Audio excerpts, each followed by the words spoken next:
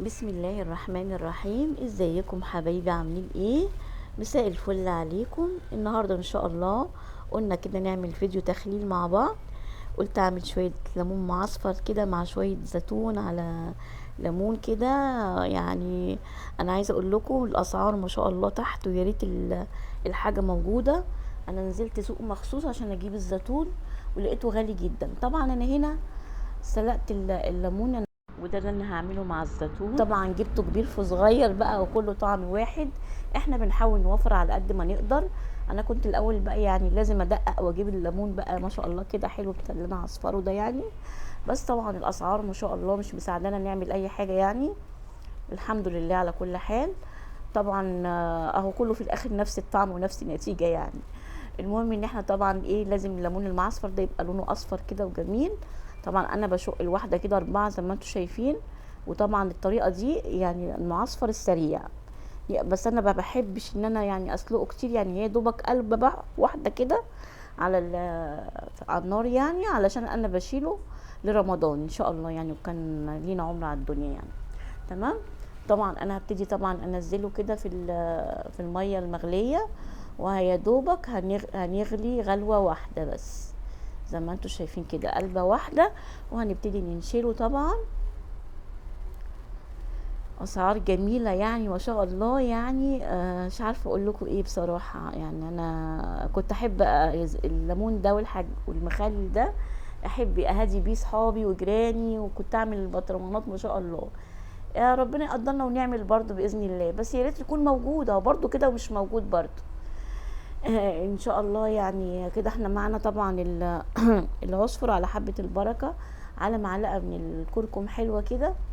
وابتدينا طبعا ايه نحشي الليمون زي ما انتم شايفين. احنا نضحك بقى عليهم السنه دي، الليمون رخيص شويه عن الزيتون، ونديهم ليمون بقى. ربنا يخلي الحبايب كلهم يا رب. المهم يعني ما علينا. فطبعا حشينا طبعا زي ما انتم شايفين كده. بحب احشيه الاول وبعدين ارصه في البطرمان، عشان انا بحب ارصه رصه معينه كده.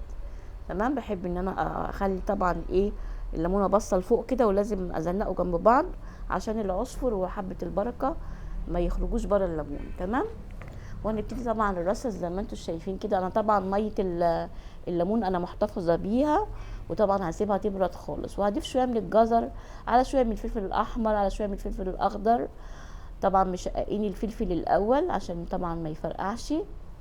وطبعا ابتديت ارصص كده كل حبه شويه يعني، شويه ليمون شويه فلفل وشويه ايه بسم الله الرحمن الرحيم جزر. تمام. وابتديت ارصص كده زي ما انتم شايفين.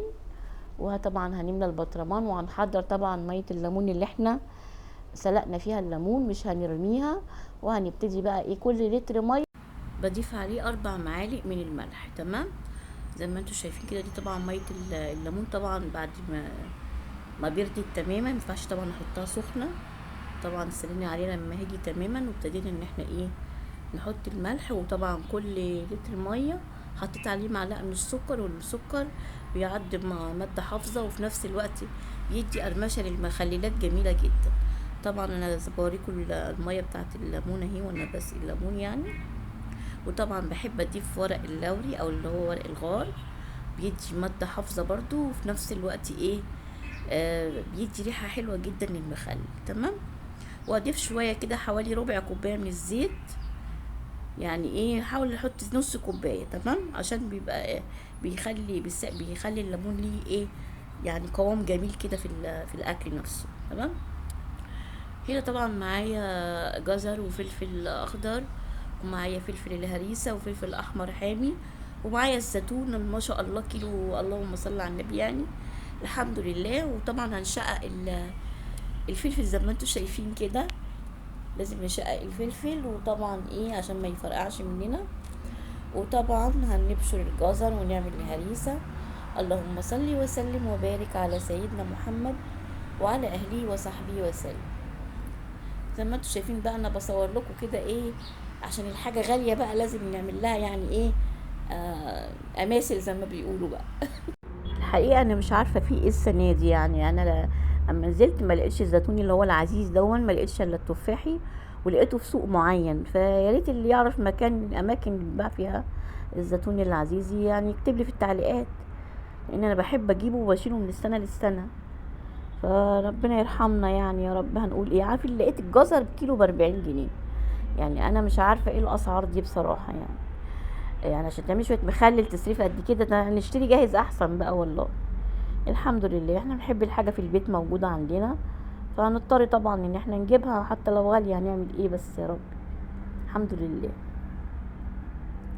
المهم زي ما انتم شايفين طبعا ضفنا كرفس، شويه من الكرفس بيدي ريحه جميله جدا للمخلل، وحطينا الجزر على الهريسه على الفلفل. وانا بحب اخلل الليمون مع الزيتون بطريقه والدتي، منه بيبقى فيه بركه كده، والمخلل يجي معانا ليمونه مره يجي زيتونه والدنيا تمشي. ومنه ان هو ايه يعني بيبقى الليمون بيدي طعمه جميله جدا للزيتون. تمام. زي ما انتم شايفين كده طبعا عبيت الكميات كلها في البطرمانات. وطبعا زي ما قلت لكم ضفت 4 معالق ملح على كل لتر ميه. طبعا الميه دي مغليه وانا مبردها. وكل لتر ميه ضايفه عليه معلقه من السكر. تمام. وضايفه معلقه من الخل، انا بحب اضيف الخل علشان برضو بيدي ماده حافظه للمخلل. تمام. بس مش حطش كتير لانه بيهري المخلل، يعني يا دوبك كل لتر عليه معلقه. طبعا انا هنا برضو معايا عصير ليمون خام مركز يعني. طبعا كل برطمان ضفت عليه شويه كده حوالي كوبايه. وابتديت طبعا احط قشر الليمون اللي احنا عصرناه، وحطينا طبعا ورق اللوري او ورق الغار. تمام. وزي ما انتم شايفين نلاقي حاجه طلعت جميله جدا معانا. وطبعا بالنسبه لمده التخليل بتاعته، الليمون مش قبل شهرين عشان ناكل منه، بالنسبه لنا غليه غلوه واحده. وبالنسبه للزيتون مش اقل من 20 يوم. تمام. وبعد الطريقه دي ممكن تقعد معانا السنه بحالها وهيبقى زي الفل. السلام عليكم ورحمه الله.